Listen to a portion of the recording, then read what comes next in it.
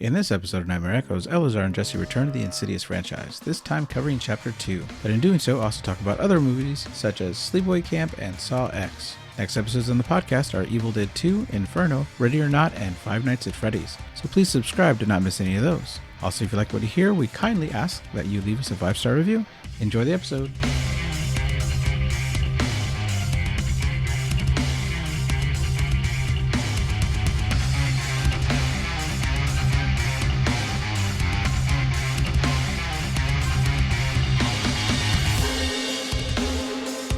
Welcome, everybody, back to Nightmare Echoes. It is another Monday, and so therefore another episode of Nightmare Echoes. I'm joined again by co-host Jesse. Jesse, how's it going? Fantastic. Awesome. All right, today we're talking about Insidious Chapter 2. So we covered Chapter 1 not too long ago. And same thing, it's directed by James Wan, written by Lee Winnell and James Wan. This one had a budget of $5 million and had a box office of $161.9 million. That is quite a box office. Yeah. So I was listening to like the behind the scenes stuff, and they said that they were offered more money. But Jason Blum, who was kind of the producer, I guess the producer of this, he said that the more money you take, the less you have rights to make the movie you want to make. Is his last name pronounced Bloom? No, it's Blum. Is it? It's Blumhouse Studios. Interesting. Okay. Yeah. So they maintain the same budget so that they can have creative control in what they want to do with their film, and people don't get to go in and change it. I see. I mean, for $5 million, they made I think it's pretty good. Yeah. It stars the same family, so Patrick Wilson is back as Josh, Rose Bryan is back as Renee, and we have the whole family's back, which is great. And then my favorites are Specs and Tucker, the geeks, Yep. which I love. Interesting, also behind the scenes. It was on the second movie special feature, so I didn't see it until we're preparing for this one. But Jason Blum went to a special screening at Lee Winnell's house to see the movie before they published it. And for the first film, he said, "Look, you guys are funny. You're too funny. You're so funny that you're taking away from the horror of the movie. And I would like you to cut a lot of scenes of yourself out." Oh, dang. So they did, and then they went to their first public screening, and all the good reactions, or a good percentage of the reactions to the movie were to Specs and Tucker's, to them being in the film. And at the end, people's surveys were like, "Specs and Tucker are my favorite. Give me more Specs and Tucker." Right. So Jason Blum went back to him and said, "All right, my one critique I gave you the film was completely wrong. Please put the scenes back in, and we're going to screen it again." Yeah, you don't want to take humor out of a horror movie, man. That's part of why people watch horror movies. I think so. Some people out there are like, no, comedy and horror don't mix, which is completely untrue. Yeah, that's just not true. So yeah, they're my favorite characters. So I love that, and because of that, we get to see more of them in this one. All right, if you haven't seen it, please go watch it. I did enjoy this movie. Me too, actually. That's good. I'm really glad good to hear it. There's 5 of them, so maybe down the road we'll cover more. Yeah. But we're going to talk about Chapter 2. All right, so here we go. So we open in the past, and this is young Elise, and she's visiting Josh as a child, which is what Lorraine spoke about in the first movie, when Josh was astral projecting as a kid, and they had to come in and hypnotize him so we would forget everything. We get to see the same played out. I would say that this is the only part of the movie that was a little weird for me, was the voiceover of the older actress onto the young actress who played her for Elise. Got it. Her voice, the original, that young actress's voice, can be heard in overseas trailers, and I think it played out well. Like, I don't think the audience is so dumb that you can't figure out who it is if you don't do the voiceover. Yeah. But I think the director thought the voice was so distinctly different that it would pull people out of the movie, but I think the reverse happened. Well, a little bit. I didn't notice. It's possible I wasn't paying enough attention. Oh, well, then that's good. If you didn't notice, then they did their job right. That's good. We also meet Carl here, who is helping Lorraine, and he's the one who called Elise in. And Lorraine and Carl show Elise all the photos of Josh, where he's being followed. Every time they take a picture, the spirit comes closer. For some reason, they didn't have the same photos from the first movie, so they had to recreate the photos, and the entity is a little bit different spot every time. Like in the one with the car, she was in the car before, now she's standing beside the car. Oh, that's weird. It is weird. You would think they would work for continuity there. Yeah, I don't know why they have it different, or why they didn't have access to the old photos. Yeah. I mean, they obviously ended the first one with the, hey, we could possibly make a sequel based on how this one ended, so I'm not sure why they would get rid of something that they obviously were going to need. Yeah, right. But if you're seeing the theater, it's not like you're pausing, rewinding, comparing the two. Right, sure. So it works, but when you're studying the film, you're like, hey, wait a minute, those aren't the same thing. But can I just I don't remember, did they mention Carl in the previous movie? No, not at all. He's new to this movie. Okay, so they kind of retconned him in. Yeah, they never said, I showed up because my friend Carl called me in. Yeah. Yeah, they just said he was there before, but they needed a new medium for this one. Well, yeah, of course. Which I thought was good. But it's interesting because, yeah. It's always nice when something works naturally, but if it doesn't, okay, Yeah. All right. So we cut to young Josh being recorded so they could document the case. And Elise is asking him about the house, how he likes the neighborhood, if he has any friends around. And he tells them that he has bad dreams here and that other people are around. And in his dreams, they want to take him to a dark place. He tells her that they're not alone, but that she's around. Elise asks who she is. And Josh says that she is a friend and visits every night. Elise is ready to play hot and cold. And Josh is going to guide her to the visitor. And from his chair, he leads her upstairs to his room. Once in his room, she looks under the bed, and then the closet opens on its own. As she gets close, Josh appears to get more scared. Elise asks who it was and what it wants, and it scratches her arm. She goes back downstairs to tell them that it's not a friend, that it is a malignant parasite that wants to be Josh. It's always disturbing to me whenever you have a ghost that can like physically hurt you, right? Yeah. Because it's like just immediately raises the stakes. Yes. For everybody, Right. Because if they just are there to scare you, but nothing happens. Right.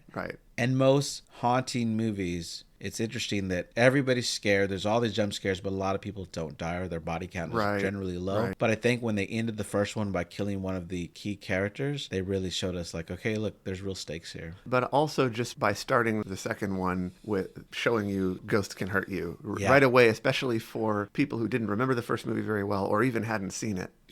They right away know, oh, crap, this is serious. Yeah. And then so while they're discussing it, while the adults are discussing it, Josh is sitting in that chair still. He looks behind him to his right and he says, I'll show you. He stands up, walks down the hall and points, and then this door just opens and the parents are freaked out. And then we cut to the present, or the present, right after the events of the first movie. I like what they did here because, there's an awful lot of movies where people are dying left and right?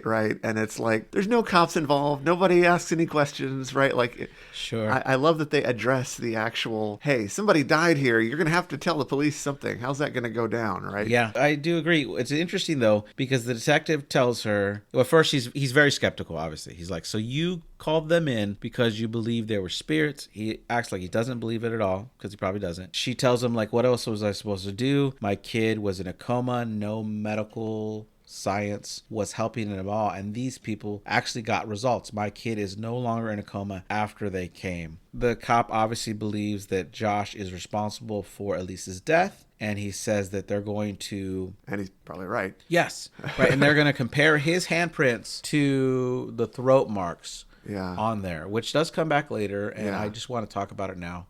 Is they come back as not a match. Right. And I don't get that. Like, just because the Black Bride is in Josh, why would that mean that his fingerprints and hand shape would change? Did they ever show us for sure that he was the one who killed her? I don't remember. I mean, it's like a jump cut. He jumps towards her, and then she's strangled. I think we might actually see his hands on her neck. I just wondered if it might be, considering what we find out later, it might be the other person involved here, right? The mother. Okay, so she came out. She was actually able to physically harm, or perhaps they both were at the same time. That's interesting. Sure. Yeah. All right. So to avoid confusion of the Black Bride being inside Josh, I wanted to say Josh Bride, but then I realized that's a lot. So I'm going to shorten it to JB. For the rest of this podcast, when the Black Bride is in Josh, I'm calling it JB. Okay. All right. Just for the sake of my sanity. All right, so the Lamberts have now moved in to Josh's mom's house, Lorraine. This is the same house we saw from the flashback earlier. Which is a beautiful house. It is a beautiful house. And I feel like it's even more beautiful in this one than it was in the previous one. Maybe they're just showing more of it, or I don't know, but it struck me as prettier in this one than I think we didn't see Lorraine's house in the first one. We saw the house that the Lamberts owned, and then we saw the house that they rented while they were trying to take care of it. But I thought Lorraine came over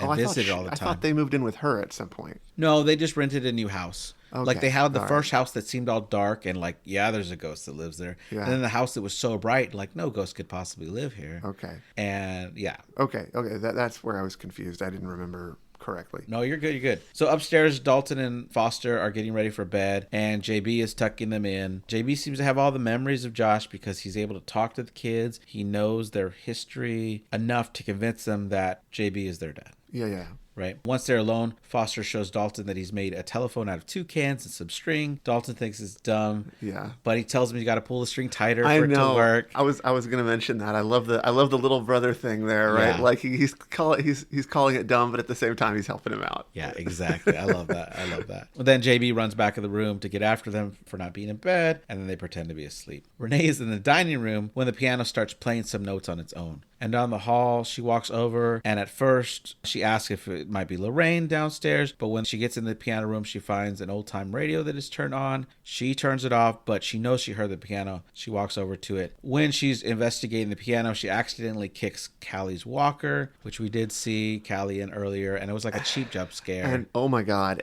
at this point, and especially in this movie, just burn the frickin' walker, okay? Throw it into the fire, burn it, destroy it. I want that walker to never exist again. While we're on the topic of that, then there's that flowery red/pink nightlight that they have in Callie's room that was in the first movie. It's now back in the second movie. It lights the red. It illuminates the whole room in red.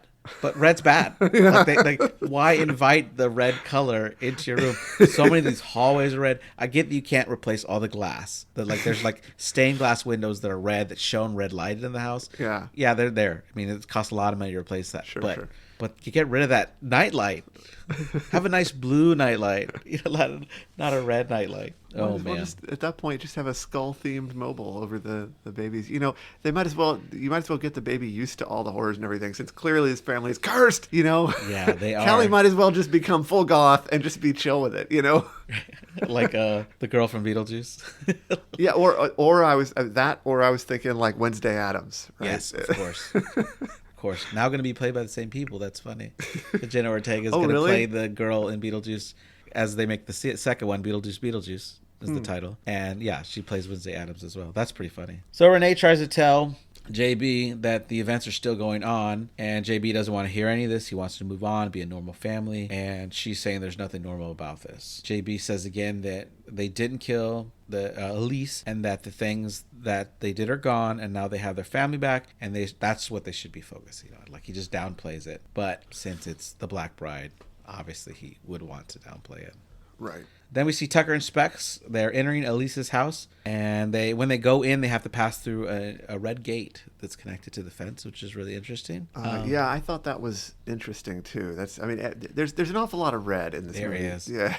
Tucker grabs a picture of him with Elise, which is interesting. He's like, that's his favorite picture. I guess it would, but it's him and Elise together. Specs says it's interesting how they know that their spirit's around, and it should comfort them more that Elise is somehow still out there. But then Tucker says his line that it turns out the living version of someone is always better. I'm glad they addressed that too. Yeah. Because I would have thought that too. I like that they explored that. Yeah. And then the basement door opens up on its own, and they call it the reading room. They go down there. That is the coolest room I've ever seen. It is a cool room. That is amazing. They play their version of rock, paper, scissors, which is Hunter, Ninja, Bear. Yeah.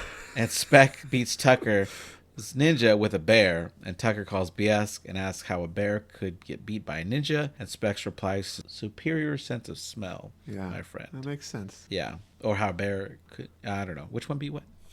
No. So Ninja beats Hunter, Hunter beats Bear, Bear beats Ninja. Got it. Because of the superior sense of smell. Okay, thank you. All right. In the reading room, the walls are painted red. There are red curtains, red and white candles, and tablecloth with red and green pattern on it. Specs thinks it shouldn't be down there, and when Tucker goes into a smaller room, which Specs says is a private room, it's so dark, he runs into a big stack of VHS tapes, and he's complaining that he hit his nuts. Spec turns on the light and claims that he isn't helping Tucker clean up the mess that he created. Then he finds a tape that says Lambert, Josh, 1986. So they're putting the tape into a Panasonic VHS player. His nuts found the magic tape. Yeah, right.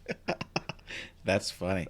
Did you see? Okay, certain letters are scratched off or worn off of the Panasonic. Did you notice what it says now? Oh, I did not notice that. It says panic. Like the only letters that are left are PANIC.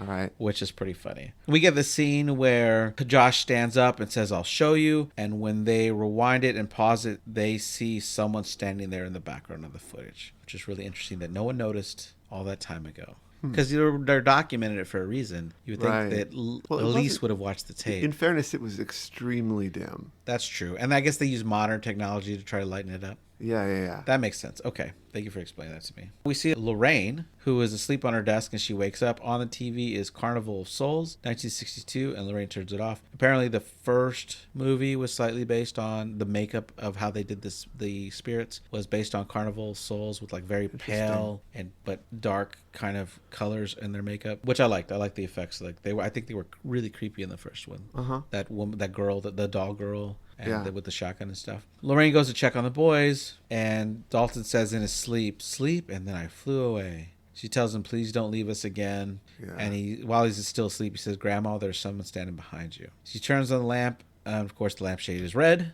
When she gets downstairs, it's very dark, but there's a lot of red in the hallways. In the piano room, Callie's Walker starts playing again. God, that thing. Right, I know. Burn it.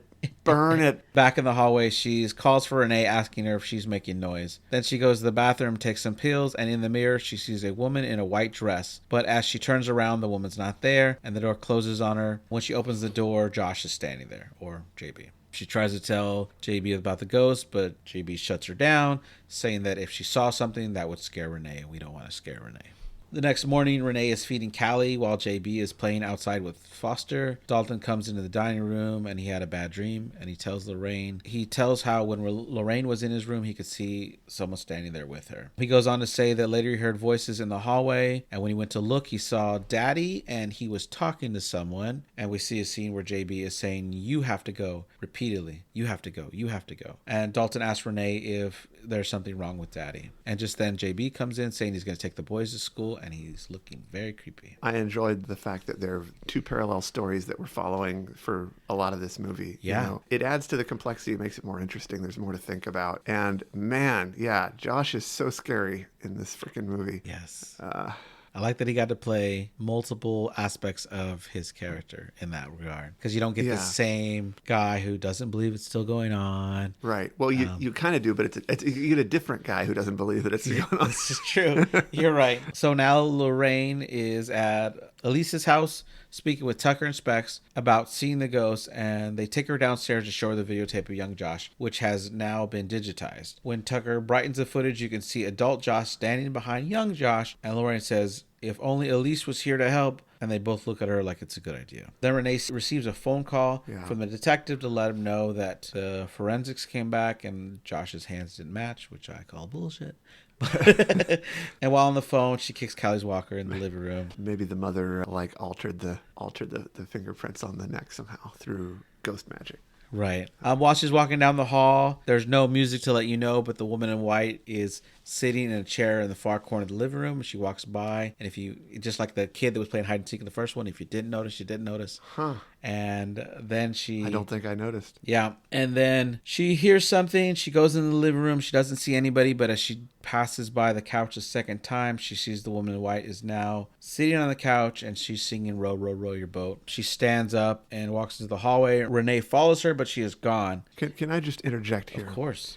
If a ghost is sitting in your house singing Row, Row, Row Your Boat, and there's something going on, right? So it's like there's a problem and you're trying to fix this problem, right? You need all the information you can get. Yep. Don't you start singing along with them? Yeah, it would encourage them to keep going? Yeah, you sing along with them and hope to form some sort of bond to get some information, right? It's definitely a way to do it. That's interesting, yeah. That was what I was thinking at the time. I was like, sing along, come on. Yeah. Get into the spirit of things. I mean, if anybody was going to relate to the ghost, it would be Renee, because the ghost likes women.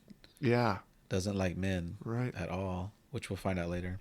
And then Renee hears the singing on the baby monitor. So she runs upstairs, and before she can get there, the door slams, and you hear the woman in white saying, what a beautiful little girl. Renee bursts through the door, and Callie is gone. Renee hears her downstairs, so she runs back to the living room, and the woman in white appears yelling, don't you dare, and slaps Renee so hard her head hits a piece of furniture. and she lays on the floor unconscious. Yeah, the don't you dare stuff is pretty hardcore. Yeah, I was like, whoa, that should be a meme. Like, just that really should have been a meme. There should have been so many like political things with the don't you dare slap. I was right there with the Batman one though, when Batman slaps Robin. Yeah. It should have replaced that one. Completely. It should have been the new slap. Start using it. Yeah. We can do it on the poster for this episode. Don't you dare miss this episode. It's kind of a video meme though, isn't it? You're right. Yeah. It's tougher.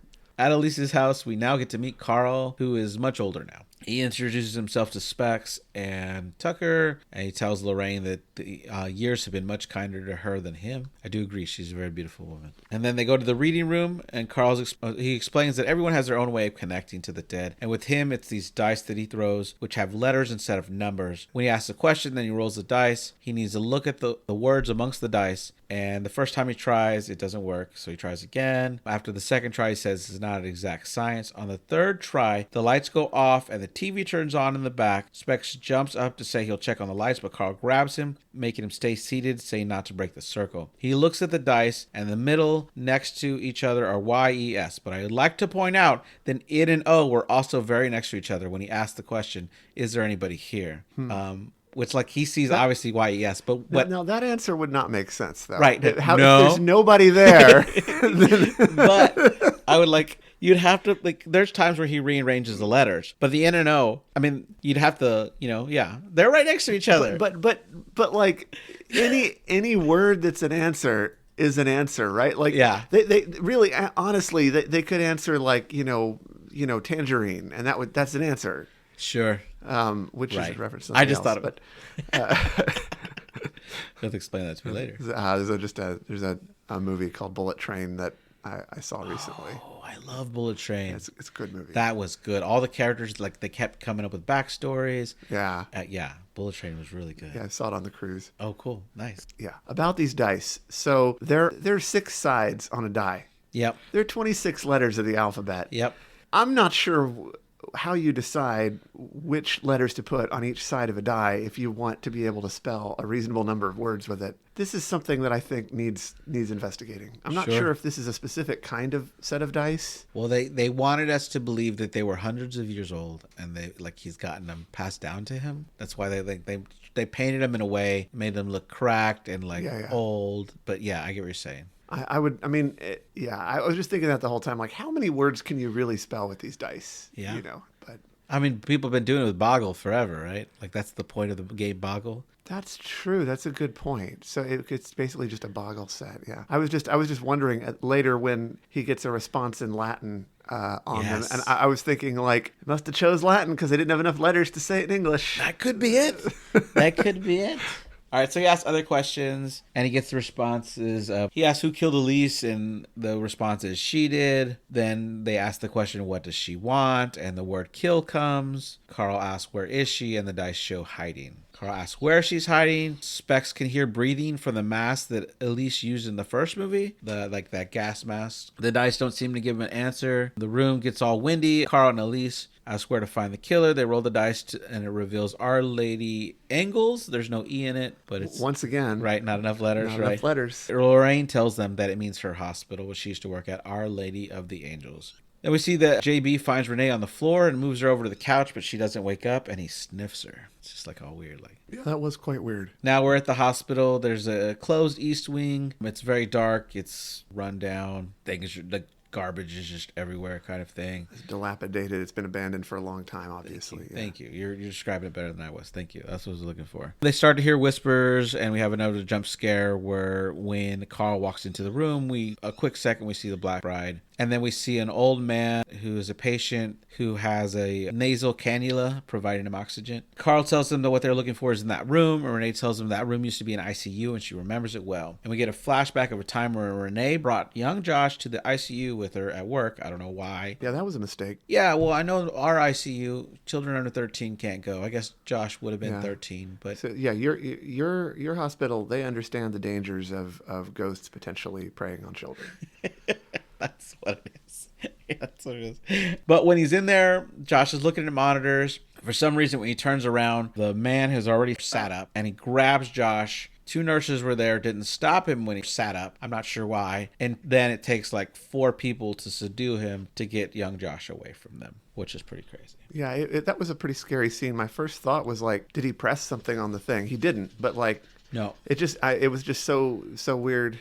I was at the time I was caught off guard because I was focusing on I guess they really did get the right period appropriate version of that technology, you know, like sure, like it looks like 80s, possibly 80s equipment that they've got there, you know. I agree. Then we have her talk about when she went to down an elevator. This is Lorraine when she still worked at the hospital, and she took the elevator down, and that man that had grabbed Josh is riding the elevator down with her, and she says that he really should be in his bed. And then when the elevator stops at the floor they're getting off on, the man walks towards the left. She walks straight to the desk and tells them that the patient in 104, Parker Crane, is walking around, and the nurse at the desk is confused and explains to Lorraine that he has died the previous morning and he jumped to his death, so he couldn't be possibly walking around with her. Why did he jump to his death? I mean, was it just so that he could become a ghost on purpose? I don't know. I mean, I think he hated his life. Like, we'll go into it, right? Like, they say later that he wanted his childhood back that was stolen from him. That's why he wanted to go in Josh, because he wanted to be a little boy again. Because Mother, the spirit, right, but when she was alive, forced Parker to be a girl.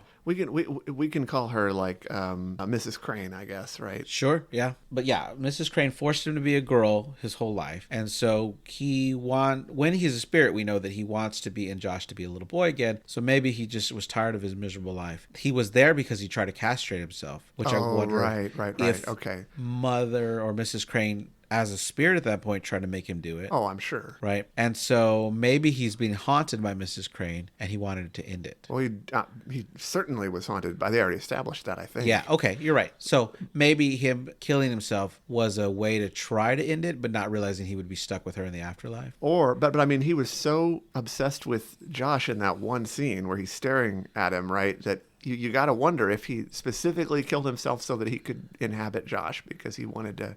Oh, maybe. Maybe he met Josh there and he was like, okay, I want to be that boy. Or it may have even been Mrs. Crane urging him to, right? Yeah. There's a lot of possibilities. Sure. Yeah. All right. So back at the hospital in modern times, Tucker's excited because he found the file on Parker Crane and they find his home address. Then we see Renee waking up screaming and she thinks she's still being attacked, and JB shows her that everything's fine. She tells her that Callie's gone, and JB walks her to Callie's room and she is just sleeping there in the crib. Renee tells JB that she was attacked by the woman and the kids and her need to go and run. JB tells her that it won't work because they tried that in the last movie. They moved houses and it didn't work. We tried that in the last movie. JB tells her that you just need to relax and ignore him and everything will be fine. But she's obviously pissed off that, you know, her husband isn't doing anything about it and she can't understand why he is not responding to this. She tells him about the piano. They hear the song playing. She asks JB, like, you don't recognize this song? He doesn't, and it's the song that she wrote for him. And what we find out later is that Josh in the further has been playing the song to try to get Renee's attention. Yeah, well, and in retrospect, it felt like that should have been obvious. Yeah. And it's really weird because it wasn't at the time. Like, right. It wasn't obvious to me that was what was going on. And then after they revealed, it's like, oh, of course, right? Like, yeah, obviously. Yeah, because we get a scene of him screaming in the further, like, Renee! Like on the piano. Right. Then we see Tucker breaking a window at the Crane house to gain entry, and he's like, oh, look, there was a broken window. Yeah. And then they get in there. There's a really bad smell. We find that in Parker's room, there's a dollhouse with several dolls and 5 rocking horses. Specs is confused. He thinks it should be a girl's room, but Tucker said he had a dollhouse when he was a kid, and he can name the actual model of the dollhouse. So he's like, this is a Rhode Island red, which I'm like, why would it have to be red? Just kidding. Man, yeah, they keep bringing up red one way after another, huh? Right. And then as they're walking around, they see the little girl sitting on the bed. Specs notice first and gets Tucker to turn around. And then the child on the bed says, if she sees you, she will make me kill you. They take the advice and leave the room, but Tucker takes a moment to look back in the room and there's no child there at all. I'm confused by this too, since we established later that the child is Parker. Right. But Parker is in Josh. Oh, yeah. This is this might be the memories of Mrs. Crane, because they try to go in to tear down the memories of Mrs. Crane to destroy her power later. But you're right, it is confusing. But why is there a Parker here warning them if Parker's in Josh right now? So what? That's a strange concept. The ghost of a memory. Oh. Also, no, we're not in the further now. I was going to say, because in the further, time doesn't matter. Well, I mean, not in the further. We know the time travel could happen. So yeah, I guess that's a possibility, is that it could be young Parker traveling from the past to warn them. Right. Essentially. Yeah. Right. Okay. Yeah, that makes sense. We get a scene where Dalton is sleeping and a voice is coming through the phone line that Foster had made. And he tells his brother, like, hey, they're going to get in trouble if they're not asleep. And the voice from the can said that it's not Foster. He turns on the lamp and we see that the phone is coming from the closet. He tries to wake up Foster without leaving his bed. Then we get like a jump scare where there's a lot of people just in his room all of a sudden ready to attack him. He's standing beside himself because he's astral projected and didn't realize it. He jumps right back into his body before they can get him, and we see like they're clawing at the blanket or his sheet that he's wearing, and then all of a sudden it is his mom that pulls off the blanket, and she sees that there's all these claw marks that have like scratched through it, but he's got back into his body before it's too late. JB's in the piano room saying that you were trying to reach her, but you won't. Shadows are your home now. And so we know that he's talking to the real Josh. The screen turns red to blue, and this is where Josh is screaming in the keys. I said that a little earlier, but I guess it was here. I had to wonder, why does Parker have more power than Josh to inhabit Josh's body? I don't know.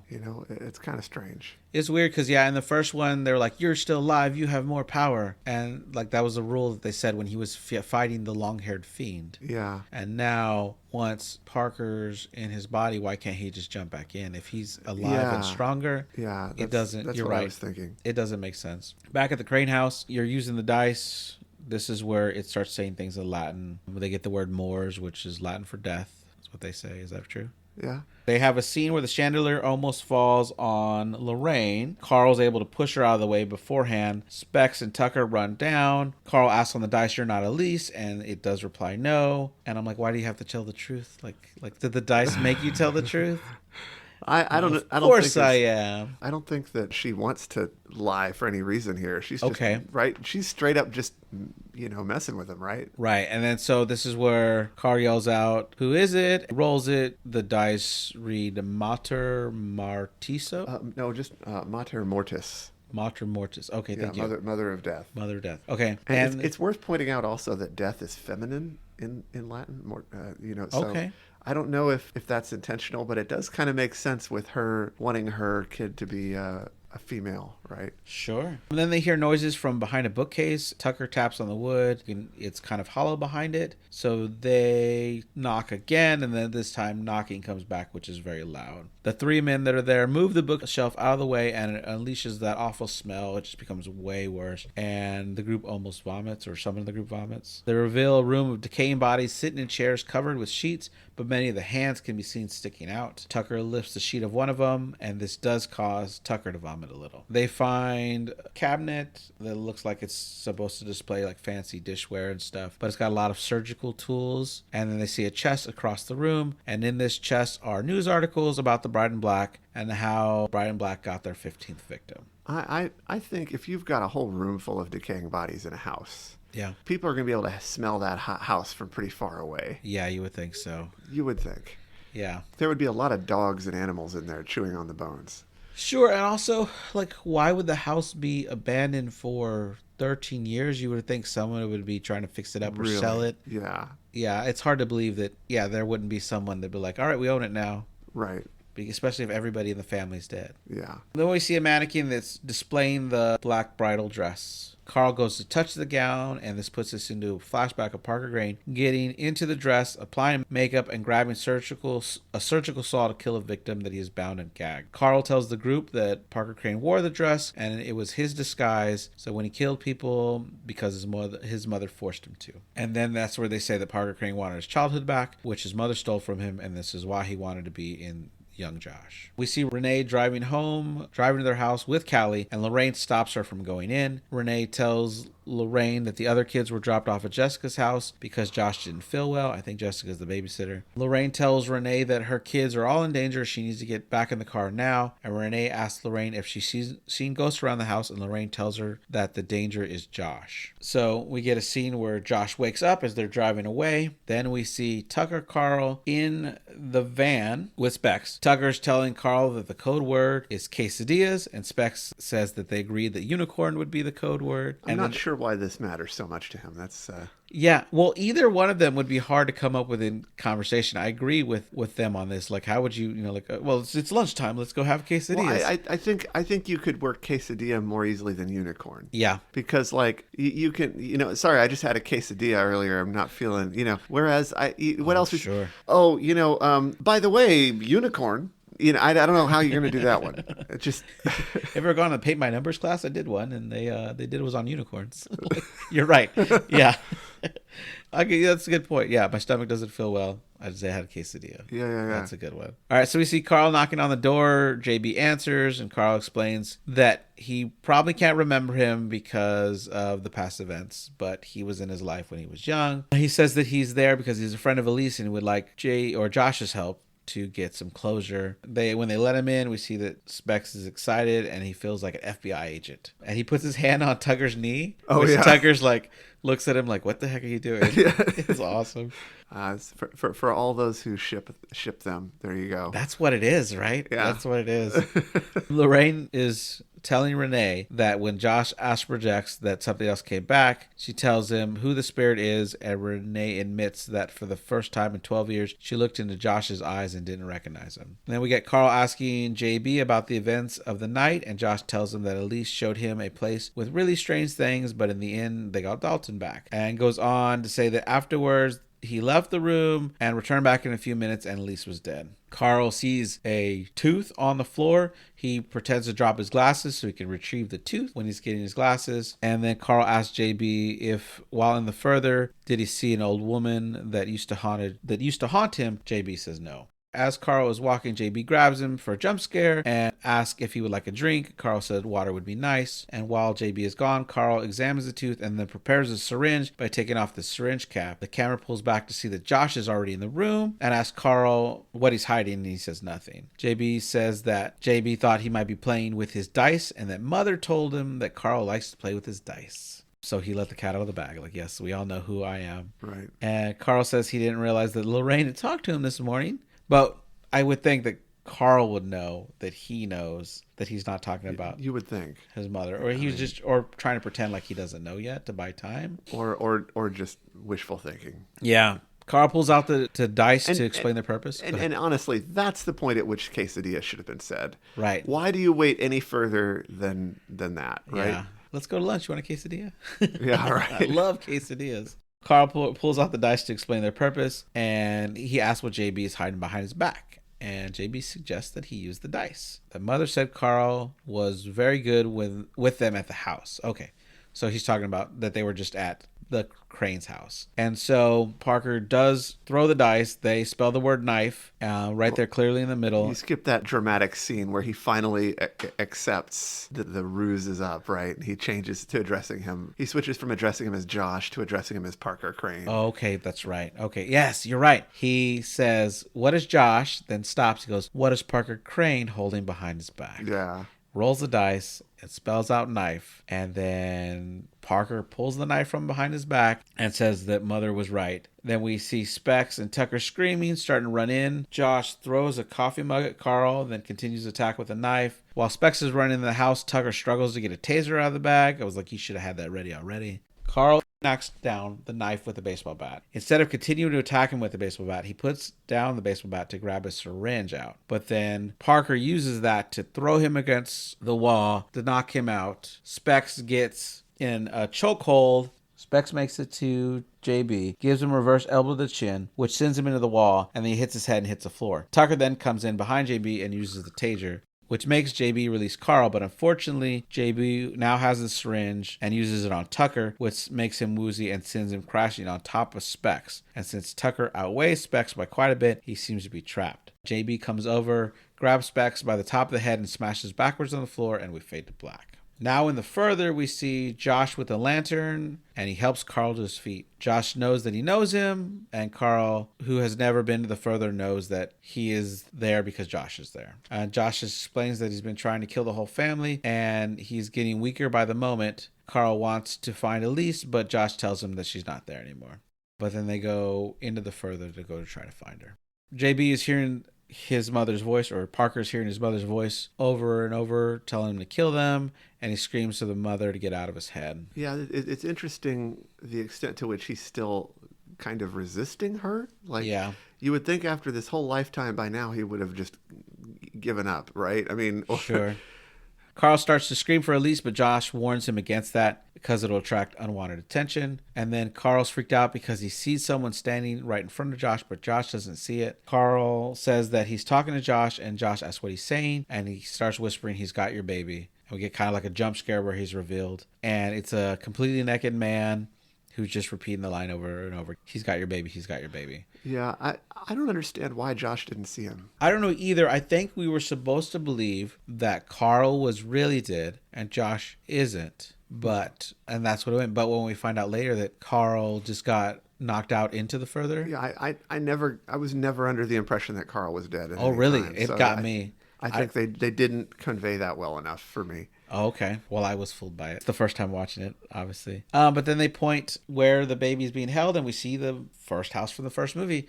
And we jump into my favorite scene of this movie because I'm a sucker for time travel. I know you love these things. I love time travel. So, all right. So, because of time travel, I'm going to refer as Josh from the first movie as Josh 1, and Josh from the movie we are watching as Josh 2. Okay. We hear Renee talking to Josh 1 about hearing things in the baby monitor from the first movie. Outside, Josh 2 sees the long-haired fiend pacing outside the house, and then he suddenly appears inside the house holding the baby monitor. He then notices Josh 2 watching him, and he gets this creepy smile while we hear Callie start to scream. Josh 2 runs to the house and starts banging on the door, and we see Renee and Josh 1 hear the banging on the door, which happened in the first movie. Josh 2 keeps banging and screaming for Renee, and Josh 1 makes his way downstairs. Josh 2 flinches as he sees Josh 1 looking outside. Josh 1 opens the door, and when he doesn't see anybody, he closes the door and turns on the alarm, which all happened in the first movie. Josh 2 pleads for him not to do that, even though he knows that he did in the first movie, so why would the events change? Right, exactly. Renee hears Callie upset and starts to go for her, and when she gets to her room, we have the same jump scare from the first movie where the room is all lit in red and the long-haired fiend is standing behind the curtain. Just like the first movie, Josh 1 runs up and turns on the light and no one is there. Josh 2 hears Callie crying, breaks the door open, which sets off the alarm, and Josh 2 runs in upstairs, and this is where the alarm went off in the first movie, and now we know why. Yeah. Josh 1 arrives downstairs, the door is wide open and the chain is broken. Josh 2 finds and starts attacking the long-haired fiend, but the long-haired fiend seems to be stronger and has him on the ground in no time. Just then a lantern comes up to the long-haired fiend's face, which burns him, and then we'll reveal that Elise has showed up to save him. Which is awesome. And now that's the last we saw of Josh 1, so I don't have to do those numbers. Now that we've established that through the magic of the further and astral projection, you can go to any time period you want. Yeah. By the next movie, they ought to all be rich, right? Like, I mean, why would you not just go into the future, find out the lottery numbers, you know? I mean, sure. But taken care of. Going back in time didn't change any of the events, though. Like, they all originally played out that way. Yeah. So I don't know if you could change anything by going back in time. No, you go forward in time and find out the lottery numbers. Sure. Yeah, they don't do that. But they should. They should do that. Why wouldn't they? You know? Yeah, that's funny. So, slight spoiler alert. The next two movies are prequels, so we don't go further. And then it's not until part 5 where we revisit the Lambert family again. And for them, it's been 10 years, even though for us, it's been 13. Interesting. Yeah. Or something like that. Yeah. Or 9 years and 10, something like that. Anyway, yeah. What year did this one come out? This one came out 2013. So, yeah, it couldn't have been 13. No. It came out 10 years afterwards, and we're to believe that it's 9 years for the characters. Okay. All right, so Elise helps Josh to his feet, and she says she wishes she could say it was good to see him. Josh apologizes for being there and says that everyone eventually passes through here, and she's actually shocked to see Carl because she tells him that he does not belong here. And that's the first time that I guess we're supposed to know that he's not dead, although I don't think... Yeah, I still didn't figure it out. Yeah. Yeah, I guess so, but I didn't. I was like, what do you mean? She tells Josh that he doesn't belong there either. Josh says that he doesn't know how to fight the Bride in Black. And Elise says that they're out there in the darkness is the Bride in Black's home, and because she believes the Bride in Black is female. She says her memories live there, and we got to go there to draw the bride out of the body so we can get you back into your body. Josh asks where the bride's home is, and Elise says only he knows. When he says he doesn't remember, she says that maybe they're asking the wrong Josh. I love what they do here, because they do. Yeah. They plan time travel. They jump to the young Josh scene that we caught on tape. We're at the point where young Elise is explaining to Lorraine that young Josh has a special ability, and that our Josh starts talking to Josh. While standing behind him, he tells him that he needs his help because he doesn't have any memories of the old woman anymore, but he does, and our Josh needs to show them where he lives. This is how it all plays out, where he stands up, he points to the door. It's actually Carl who opens the door, and Elise looks at us, and it's for the audience too. So that's what that was about. Yeah. Which is funny.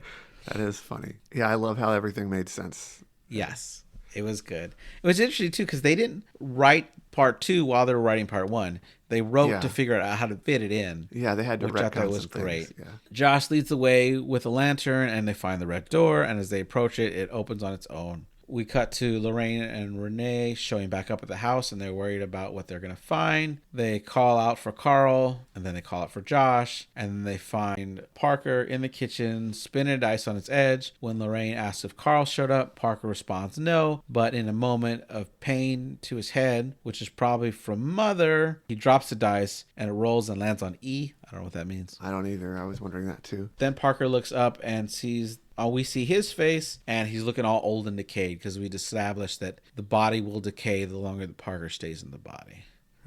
Yeah, that was a creepy part about it too. That they kept losing teeth. Like I kept thinking, man, those teeth aren't going to come back. They're not going to come back. Like they're expensive to replace too.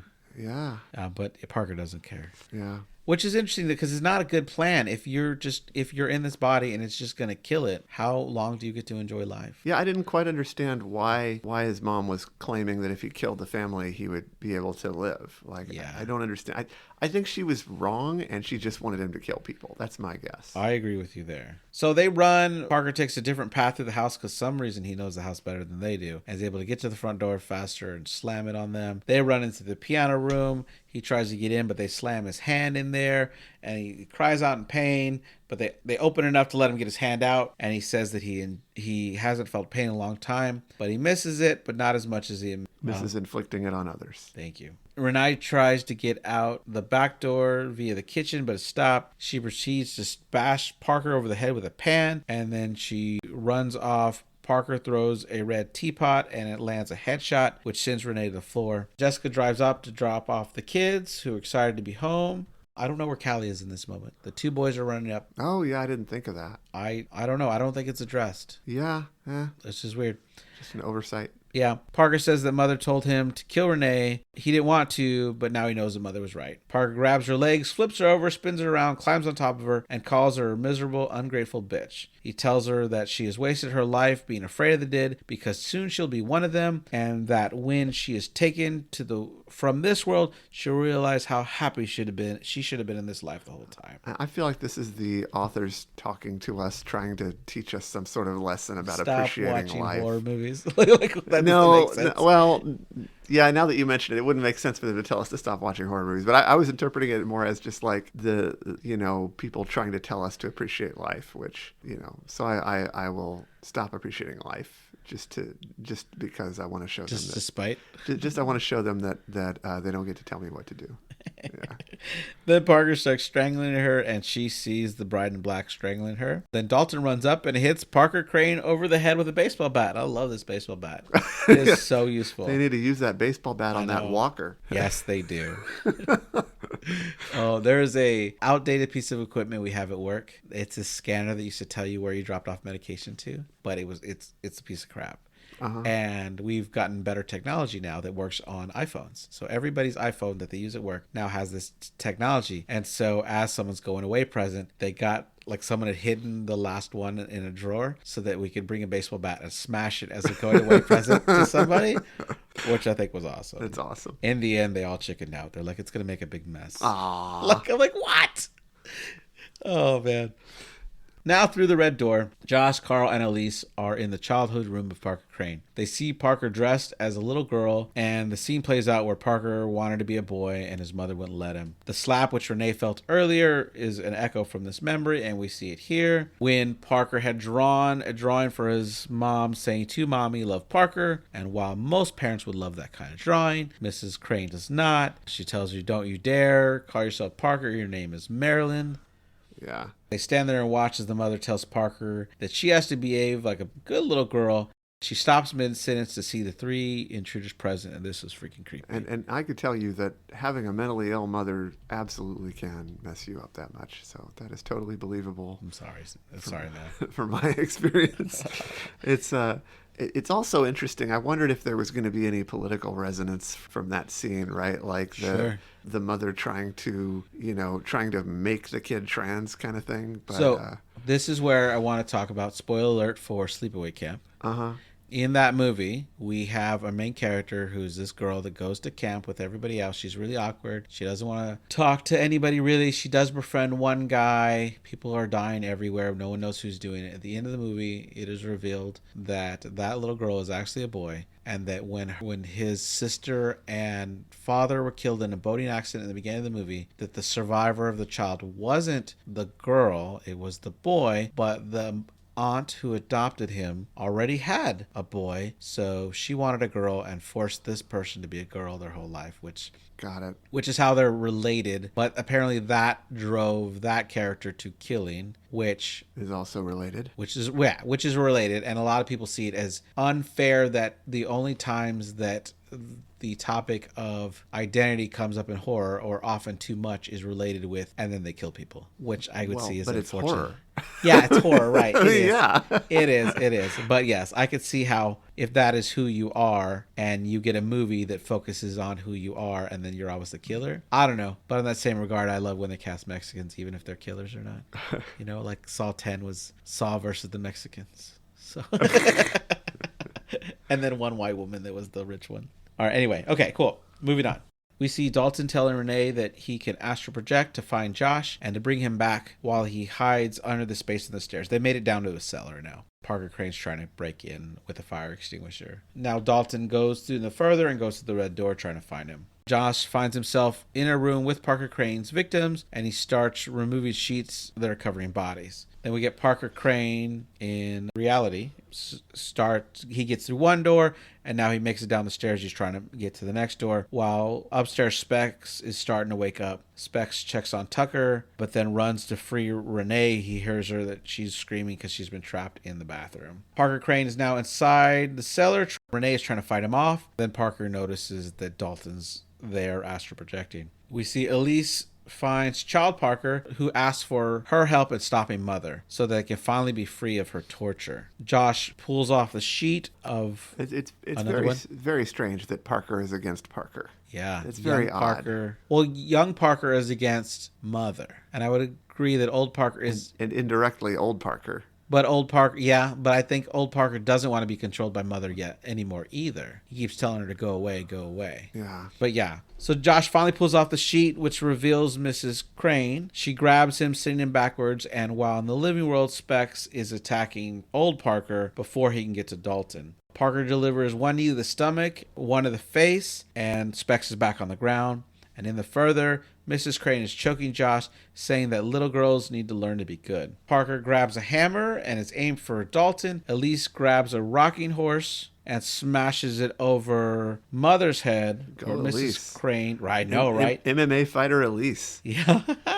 Which gives adult Parker, pause. Elise continues to smash Mother's head, destroying her spirit, which makes Parker pass out, and Renee runs for Dalton. In the further, Parker Crane's world's starting to collapse, and Elise informs Josh that he doesn't have much time. Josh states that he wishes she could come with him, and she says that while she can't, Carl can. Carl's very confused, and so was I. I'm not gonna lie, even though you saw right through it. Elise tells him that when she first hugged him, she felt his heartbeat, and from the very start, she knew he wasn't dead, just displaced, and he needs to return to his body fast. So Josh and Carl both run for the red door before the world completely fades, and Elise just stands there as the world is fading. Josh and Carl are surrounded by spirits when Dalton's voice can be heard calling for his dad. They run until they find him, and Dalton says he followed Josh's footsteps. They all hear Renee's voice begging for Dalton to come back, and Dalton shows that Josh that he has that can telephone, which leads them on the way back to where they came from. You know, I think they ought to open like an employment agency in the further, just hire a bunch of spirits who are interested in helping out, and they could just kind of have them on call all the time. Tell them where people go. Yeah, with all kinds of things. Yeah, just help them with all sorts of things. You know, they can have a whole operation going here. Can't tell if you're serious or not. Absolutely. Why wouldn't you? Dalton and then Josh wake up, and you can see there's still fear in Renee's face as Josh sits up. Dalton and Foster run to hug their dad, that they have him back. Renee seems to be worried to go to him, even though he assures her it is him. Josh tells her that he was trying to reach her and that he played her song, and she slowly comes over crying, saying that she should have known it was him because only he could play the song that badly. Why don't they ever check whether it's him by taking a photo or something? Yeah, because now that the Bride in Black is defeated, yeah, they should be able to take a photo, no problem. You're right. That would be one way to do it. Well, they could have before too, right? I mean. Oh yeah, because the bride was already in him. It would have revealed it. Yeah, you're right. And then in a comic moment, just then Tucker jumps to the wall, screaming, "Bring it!" And this reminds me of the first two Police Academy movies, where Tackleberry, played by the late David Greif, would arrive at the scene after missing all the action, and was so mad that he missed the action. I love it. Steven and I always bring up Police Academy in the podcast somehow. And now it's morning, and everyone's in the living room where Carl is preparing to do what Elise did to Josh many years ago. Josh says he's ready to forget it all, and Carl proceeds to hypnose both Josh and Dalton. Now, this is just a bad idea? We already established in the previous movie that that's a bad idea. Thank you. I said that, I'm like, what are you doing? Yeah. What are you doing? We've been through this. Just train to be better. Yeah. Yeah, just train like a superhero power. Right. And learn to control it. Yes. And set up some kind of safeguards until you get good enough. Yeah. Just creating the same problem. Right. They must have thought like, well, we need more movies. Yeah, which is the premise of part 5. Yeah. It is. Like when we finally get back to the Lamberts, they don't remember the year at all. They don't remember any of these events. And they're going crazy because something's poking at their brain. Mm-hmm. It's pretty intense. I mean, we'll get there one day. Okay. All right. Okay. Then we have a bonus scene where Specs and Tucker go to a new family that needs their help. Specs knocks on the door and tells them they have a message from Allison. The man who opens the door, and his name is Joe, says that you can't possibly have a message from Allison. He threatens to call the police. Then his wife comes out, asks him for him to wait. And when the whole family is seen, you see a very young little Jenny Ortega, who's from Scream. She played Wednesday. She was an ex in the upcoming Beetlejuice, which I thought was funny. Specs tells them that they help people. Tucker, of course, is eating a Hot Pocket. Classic Tucker. That's what he does. Then Jenna Ortega's character asks, "Who's the lady?" And when the mother asks, "What lady?" she looks over and we see Elisa standing behind Tucker and Specs, and she walks up and is like, "Shh." Yeah. Tells her, like, "Don't tell your parents about me." Elise walks inside, and we see Allison, who is in a wheelchair, and Specs and Tucker explain to them that when Allison was brought back to life, she brought many things back with her, and that all those things are now living in the house with them. Elise attempts to speak to Allison, and she hears a creaking behind her. The camera pans up and reveals absolutely nothing. And all we get is Elise saying, "Oh my God." And the camera pans to black, and I'm like, what the crap? Yeah. So I looked it up, and apparently you're hearing the lipstick face demon from the first movie. I'm supposed to hint that he's coming back. Okay. They're trying to set up the 5th movie here in the 2nd?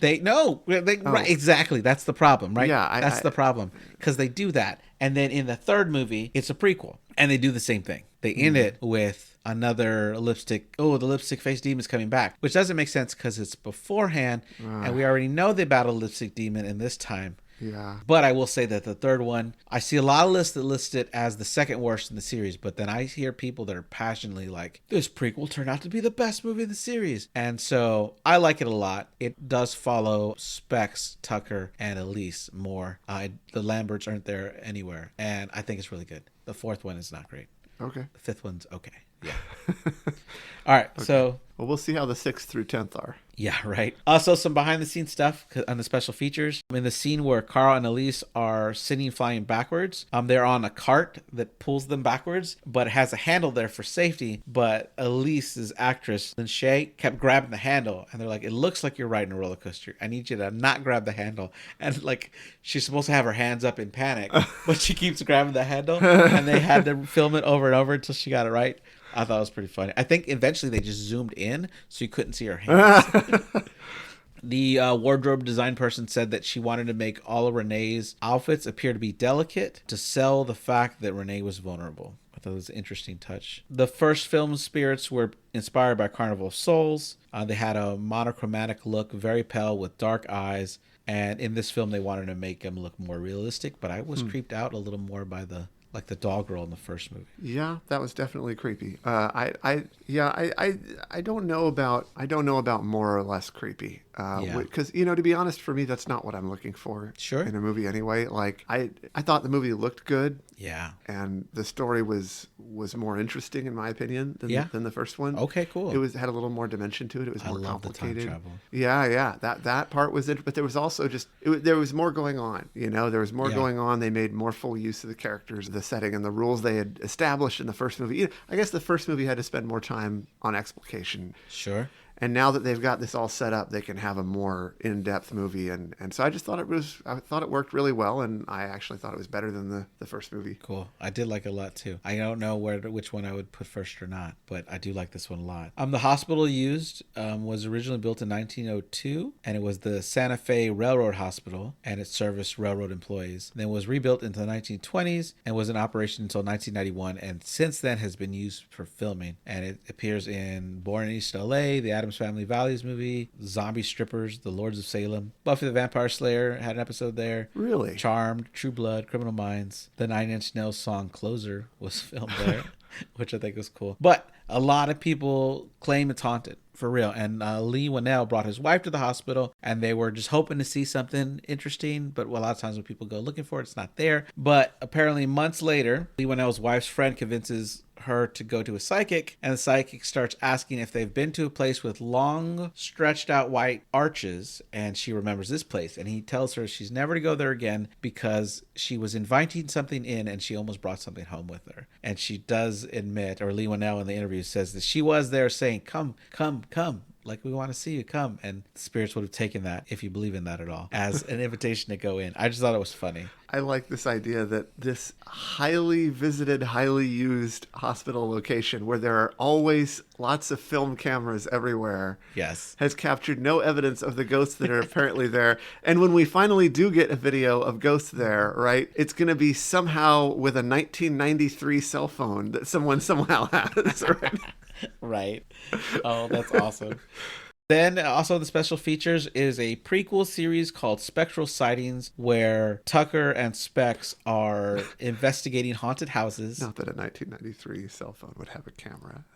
I think it did. It was like really bad quality. That like Nokia one? 93? Was that Nokia one? No. I think if you had a 93 no, I'm cell thinking phone. Like 97. You're right. Oh, yeah, I didn't have one until I was 98. Yeah, okay. I think a 93 cell phone would be a big brick with a big giant antenna. You're right. Forget I said that. But in this Spectral Sightings show, it's a prequel that shows Specs and Tucker investigating haunted houses, and it's like their 16th case. And this is where they meet Elise for the first time. And it's a fun little 13-minute story when you put all the parts together. But by part 3, it's proven non-canon, as they were like, Aww. wait. Well, they were like, actually, that idea could use a whole movie. Why would we throw it away in a little special feature that we did on the side? Yeah. So they make the part 3 more about how they met each other, which is was fun. It's played out way more comedic, and we get to meet them before Elise is there mothering them, which is great because they're a little more off the rails, I think. Yeah. But now, anything else you want to say? I don't think so. All right, cool. Well, thank you guys for listening. You could find us on Instagram at Nightmare Echoes Pod. If you wanted to reach out to us via email, we're on nightmareechoespod@gmail.com. We do have a Reddit group now. And yeah, we look forward to seeing you or letting you hear us next Monday. All right, thanks for listening. Bye.